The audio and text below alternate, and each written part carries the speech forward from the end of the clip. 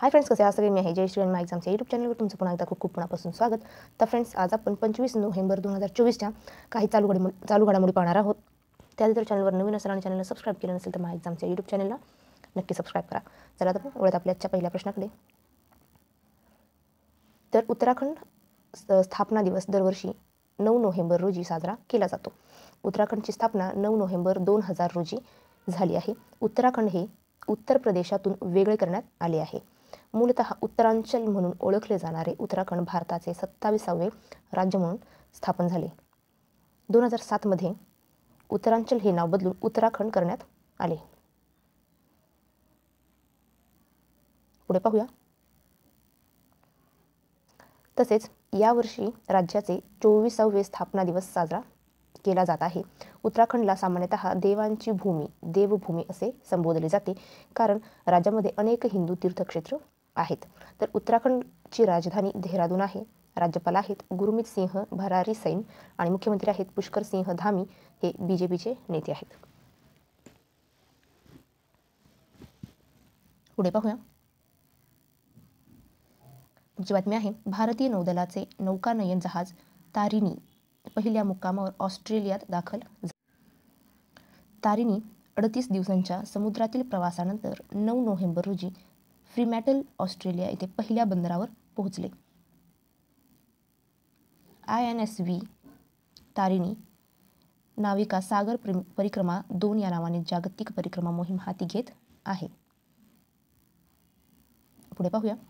पुढची बातमी आहे, जागतिक मत्स्य व्यवसाय दिन 21 नोव्हेंबर शाश्वत मत्स्यपालनाचे महत्त्व, जलीय परिसंस्थांचे संरक्षण आणि मासेमारी समुदायाचे जीवनमान अधोरेखित करण्यासाठी साजरा केला जातो.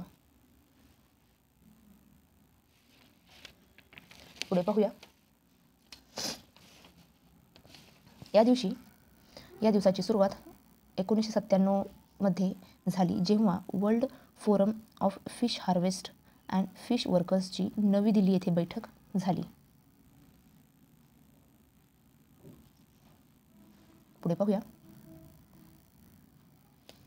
नवीन राम गुलाम यांनी मॉरिशसच्या पंतप्रधान पदाची सूत्रे हाती घेतली. तर नवीन चंद्र राम गुलाम हे चौथ्यांदा मॉरिशसचे पंतप्रधान बनले आहे. याआधी प्रवीण कुमार जुगनाथ हे पूर्व आफ्रिकन देशाचे पूर्वीचे पंतप्रधान होते.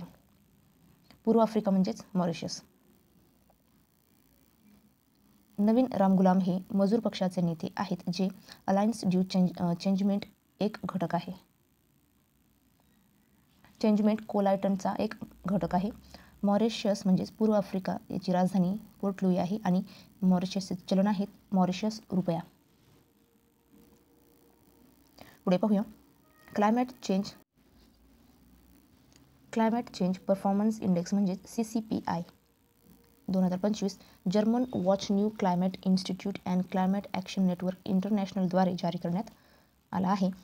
CCPI मध्ये 2025 मध्ये भारताचा 10वा क्रमांक आहे. तर पहिल्या 3 जागा ह्या रिक्त राहिल्या असून डेन्मार्कला 4थे स्थान मिळाले आहे. पुढे पाहूया. पुढची बातमी आहे, मुलांच्या कल्याणासाठी आणि त्यांच्या हक्काचे संरक्षण करण्यासाठी दरवर्षी 20 नोव्हेंबर रोजी जागतिक बाल दिन साजरा केला जातो. युनायटेड नेशन्सने 1954 मध्ये सार्वत्रिक बाल दिन म्हणून याची स्थापना केली. तर 2024ची जागतिक बाल दिनाची थीम आहे भविष्य ऐका. पुढे पाहूया. समर्पित ग्लोबल कॅपेबिलिटी सेंटर धोरण सुरू करणारे कर्नाटक हे भारतातील पहिले राज्य आहे. पुढे पाहूया. आर्मेनिया हे इंटरनॅशनल सोलर अलायन्सचा 104वा पूर्ण सदस्य बनला आहे. पुढे पाहूया. 21 नोव्हेंबर 2024 रोजी जागतिक दूरदर्शन दिन साजरा केला जातो. पहिल्या इलेक्ट्रॉनिक टेलिव्हिजन 1927 मध्ये 21 वर्षीय फॉले टेलर फॅसवर्थ यांनी तयार केला होता. पुढे पाहूया. ऑस्ट्रेलियन सरकारने 17 वर्षाखालील मुलांना सोशल मीडिया प्रवेश प्रतिबंधित करण्याच्या उद्देशाने एक विधेयक सादर केले आहे. पुढे पाहूया. भारतातील सर्वात प्रदूषित शहरे. प्रथम क्रमांकावर आहे दिल्ली, नंतर आहे लखनौ आणि भोपाळ. पुढे पाहूया, संयुक्त राष्ट्र महासभेने 2025 हे वर्ष आंतरराष्ट्रीय सहकार वर्ष म्हणून घोषित केले आहे. तर फ्रेंड्स, तुम्हाला हा आजचा व्हिडिओ कसा वाटला नक्की कमेंट करून कळवा. व्हिडिओ आवडला असेल तर व्हिडिओला लाईक करा, शेअर करा आणि चॅनलवर नवीन असाल आणि चॅनलला सबस्क्राईब केलं नसेल तर माझ्या एक्झामच्या यूट्यूब चॅनलला नक्की सबस्क्राईब करा. चला तर फ्रेंड्स, थांबूया इथेच, पुढच्या व्हिडिओमध्ये. जय हिंद.